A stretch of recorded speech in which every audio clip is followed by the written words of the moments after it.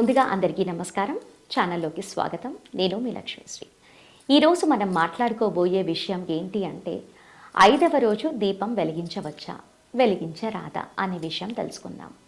విషయంలోకి వెళ్లే ముందు ఇంతవరకు మన ఛానల్ని సబ్స్క్రైబ్ చేసుకొని వాళ్ళు ఉంటే కనుక మర్చిపోకుండా సబ్స్క్రైబ్ చేసుకోండి. అలాగే పక్కనే ఉన్న బెల్ ఐకాన్ని క్లిక్ చేసి ఆల్ అని ట్యాప్ చేయండి. అప్పుడే మేము పెట్టే ప్రతి ఒక్క వీడియోకి మీకు నోటిఫికేషన్ వస్తుంది. అప్పుడు ముందుగా మీరే చూసేయవచ్చు. ఇక ఆలస్యం చేయకుండా వీడియోలోకి వెళ్ళిపోదాం. సాధారణంగా మన నిత్య జీవితంలో ప్రతి ఒక్కటి మానవ జన్మ కాబట్టి వస్తూనే ఉంటుంది. మనకి ఏదైతే వచ్చి ఉందో దాన్ని సాధారణంగా జీవించేందుకు ప్రయత్నించాలి.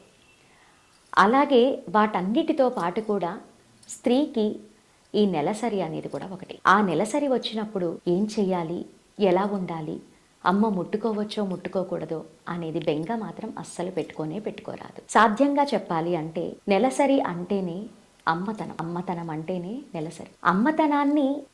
అమ్మతనం అంటే ఎంత గొప్పదో ప్రతి ఒక్కరికి కూడా తెలుసు. మరి నెలసరి ఉంటేనే కదా అమ్మతనం. మరి ప్రతి నెలలో వచ్చే నెలసరికి ఎటువంటి తప్పు అనేది ఉండదు. మనం ఎప్పుడైతే 9 నెలలు ఒక బిడ్డని మోసి జన్మనిస్తామో అప్పుడొచ్చే అటువంటి మైలకి ఒక తప్పు అనేది ఉంటుంది. అందుకని ఎప్పుడూ కూడా పురుడు వచ్చిన తర్వాత 11 రోజుల పాటు ఆ స్త్రీని ముట్టుకోకుండా దేవుడి గదిలో దీపం వెలిగించకుండా ఉంటాము. కానీ ప్రతి నెలలో వచ్చే నెలసరికి అంత నియమం అనేది ఉండదు. అలా నియమం ఉండదు అనేసి గుడికి గోపురానికి వెళ్ళరాదు, వెళ్ళకూడదు కూడా. కానీ నెలసరి వచ్చిన తర్వాత పెళ్ళైన వాళ్ళకి ఒకలాగుంటుంది, పెళ్లి కాని వాళ్ళకి ఒకలాగుంటుంది, ఒక బిడ్డకి జన్మనించిన వాళ్ళకి ఇంకోలా ఉంటుంది. ఎప్పుడు కూడా మనకి నెలసరి వచ్చిన మొదటి రోజు నుంచి 5 రోజుల వరకు, కాకపోతే ఒక బిడ్డకి జన్మనిచ్చినటువంటి తల్లికి 3వ రోజు నుంచే తప్పు అనేది ఉండదు. అలా తప్పు ఉండదు, అది నిజమే.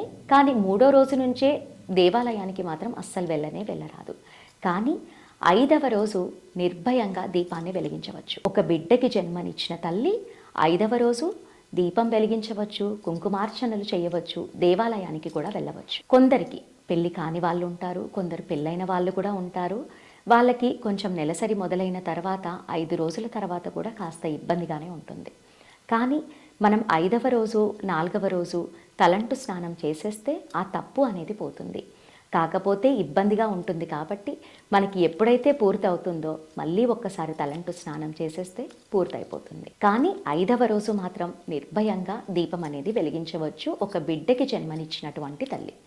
కానీ పెళ్ళి కాని వాళ్ళు, అమ్మ కాని వాళ్ళు దీపం అనేది అస్సలు వెలిగించరాదు. అలా దీపం అనేది వెలిగించుకోవచ్చు.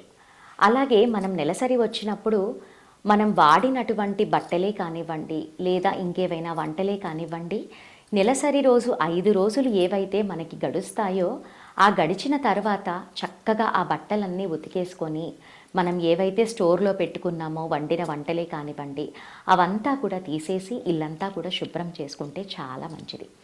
ఎప్పుడు కూడా నెలసరి అప్పుడు వాడినటువంటి బట్టలన్నీ కూడా నెలసరి అయిపోయిన తర్వాత అస్సలు వాడరాదు. అలా చేసుకుంటే చాలా మంచిది. ఎందుకంటే మనకి నెలసరి అయిపోయిన తర్వాత శరీరాన్ని శుద్ధి చేసుకుంటాం ఖచ్చితంగా. అలా శుద్ధి చేసుకున్న తర్వాత మనం ఆ 5 రోజులు కూడా వాడినటువంటి బట్టల్లోనే ఉండి మళ్ళీ అలాగే ఉంటే శుద్ధైన దానికి అస్సలు లాభమే ఉండదు. అలాగే మనం పూజలు చేస్తూ ఉంటాము, దేవాలయానికి వెళ్తూ ఉంటాము. అలా మనం ఇల్లు శుద్ధి చేసుకోకుండా ఉంటే అవే బట్టల్లో ఉండి మనం దేవాలయానికి వెళ్తూ ఉంటాము. అలా అస్సలు కూడా వెళ్ళరాదు. కాబట్టి ఖచ్చితంగా ప్రతి ఒక్కరూ కూడా నెలసరి అయిపోయిన తర్వాత ఇల్లంతా కూడా చక్కగా శుభ్రం చేసుకుంటే మనకి వచ్చినటువంటి ఇబ్బంది అంతా కూడా పోతుంది. మళ్ళీ మనం ఏ పూజ చేసినా, దీపం వెలిగించినా, దేవాలయానికి వెళ్ళినా కూడా ఎటువంటి సందేహం అనేది ఉండదు. మనం పుణ్యం వచ్చే పనులు చేయకపోయినా పర్వాలేదు, కానీ పాపం వచ్చే పనులు ఎట్టి పరిస్థితుల్లో కూడా చేయరాదు. కాబట్టి ఎవరైనా సరే నెలసరి అయిపోయిన తర్వాత ఇల్లంతా శుభ్రం చేసుకుంటే మంచిది. ఈ వీడియో మీకు నచ్చిందని అనుకుంటాను. నచ్చితే లైక్ చేయండి. ఇలాంటి విషయాలు ప్రతి ఒక్కరూ తెలుసుకోవాలి కాబట్టి షేర్ చేయండి.